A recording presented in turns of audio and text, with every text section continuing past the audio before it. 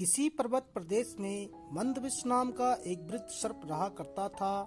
एक दिन वह विचार करने लगा कि ऐसा क्या उपाय हो सकता है जिससे बिना परिश्रम किए ही उसकी भोजन की व्यवस्था चलती रहे। उसके मन में तब एक विचार आया। वह पास के ही मेंढकों से भरे तालाब के पास चला गया। वहां पहुंचकर वह बड़ी बेचैनी से इधर उधर घूमने लगा। उसे इस प्रकार घूमते देखकर तालाब के किनारे एक पत्थर पर बैठे मेंढक को आश्चर्य हुआ, तो उसने पूछा, मामा, आज क्या बात है? शाम हो गई है किंतु तुम भोजन पानी की व्यवस्था नहीं कर रहे हो।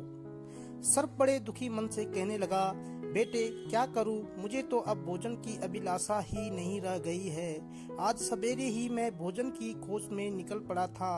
एक सरोवर के तट पर मैंने एक मेंढक को देखा। मैं उसको पकड़ने की सोच ही रहा था कि उसने मुझे देख लिया। समीप ही कुछ ब्राह्मण स्वाध्याय में लीन थे।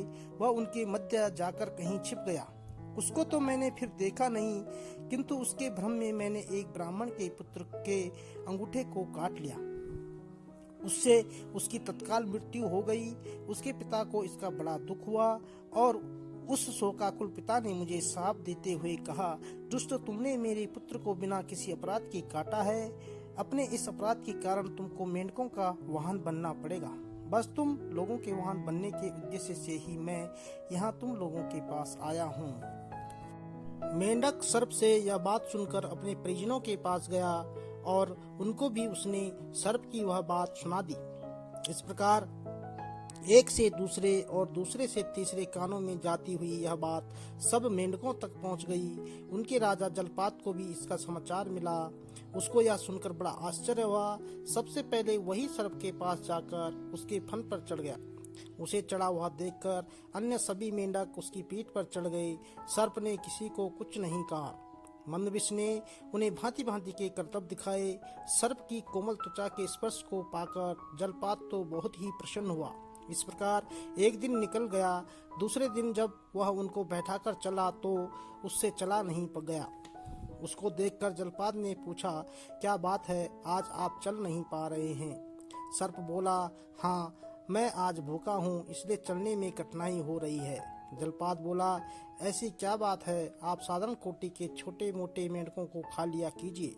इस प्रकार वह सर्प नित्य प्रति बिना किसी परिश्रम के अपना भोजन प्राप्त करने लगा। किंतु वह जलपात यह भी नहीं समझ पाया कि अपने क्षणिक सुख के लिए वह अपने वंश का नाश करने का भागी बन रहा है। सभी मेंढकों को खाने के बाद सर्प ने एक दिन जलपात को भी खा लिया। इस तरह मेंढकों का समूचा वंश ही नष्ट हो गया। दोस्तों, इस कहानी से हमें यह शिक्षा मिलती है कि अपने हितैषियों की रक्षा करने से ही हमारी भी रक्षा होती है। तो दोस्तों, आपको हमारी यह कहानी कैसी लगी हमें कमेंट करके ज़रूर बताएं और हमारे YouTube चैनल को सब्सक्राइब करके साथ में बेल आइकन को दबाकर ऑल पर सेट कर लीजिए, ताकि आगे आने वाली वीडियो का नोटिफिकेशन आपको मिलता रहेगा। वीडियो सुनने एवं देखने के लिए आपका बहुत बहुत धन्यवाद।